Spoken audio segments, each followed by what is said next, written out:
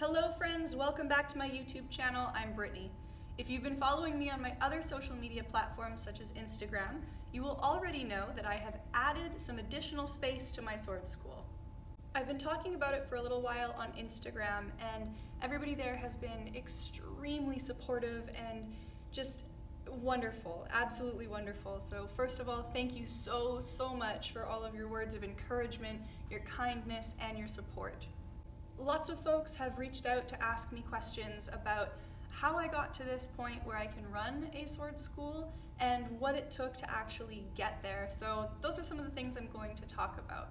Back in 2018, I had founded this school, the one that you see me in right now, Mordhau Historical Combat in Mesa, Arizona, with my partner Kyle Griswold. And together we wanted to have a HEMA school. But it didn't start in a place like this. We actually started in a park during the evenings. I think it was only once a week. And we eventually kind of gained a small group of students. I want to say maybe 6 or 7. And then by chance, we had one of our students reach out to us and say that their sister-in-law had owned a dance studio. This was really thrilling for us. We had just enough students that if we all pooled our money together, we could maybe afford an indoor space once, possibly twice a week. So we took the leap, made a little bit of a risk, and it ended up paying off really great. Unfortunately, that space was pulled out from under us unexpectedly, and we had a week's notice to find a new space, and that did not work out super well. And we ended up in a karate dojo, except the karate dojo had like this tiny little room in the back, and it was really gross. It was awful, and it was kind of dark, dingy. We weren't allowed to clean it, and they wouldn't clean it for us. Like, it was really awful, and it was way more expensive than the dance studio, so we were really struggling with that. However, it ended up being the catalyst for us wanting to finally get our own space. And this was like over time. This was after about 2 years. And in very early 2020, March 2020, we had gotten the keys to the building that you see here right now. This has been our studio since March 2020. And you can actually go back through some of my older videos when we did the renovations for this space.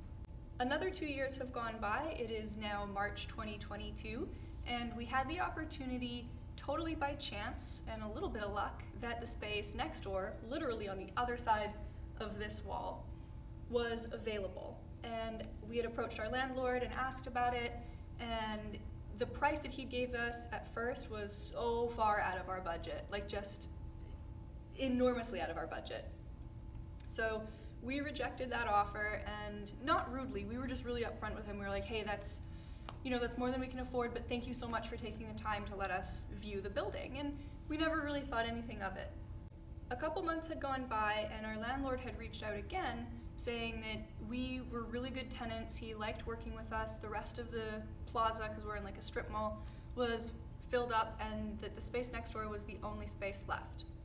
He told us that it would be a little bit less expensive than what he originally offered, and we had acknowledged it was still outside of our budget, but after a pretty decent amount of risk assessment and cost analysis, we thought that even though it was a little bit outside of our budget, that we needed the opportunity to grow, and it was worth the risk.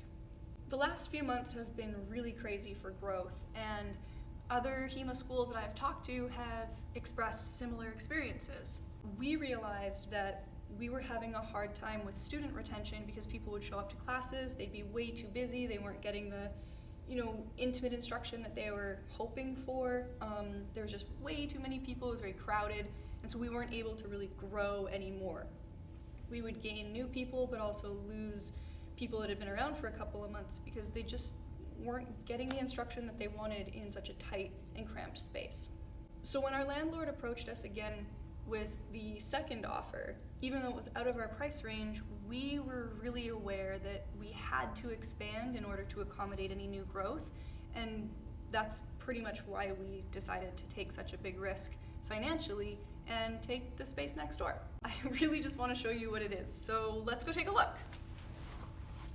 So welcome to the new space. It is really big, and there's some really cool features that I'd love to show you.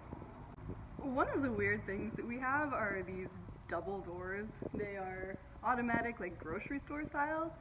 In fact, this entire space used to be a grocery store, which is really advantageous for us because we end up having just a huge open space, which perfect for sword fighting. Some of the work we have to do is putting up drywall here and insulation. We're gonna put up another wall over there, which is gonna be a lot of work, but that's fine. Lots more stuff. There's all these windows over here, which is really nice. Lots of natural light, but also not so great because it's gonna be very, very hot in here in the summer.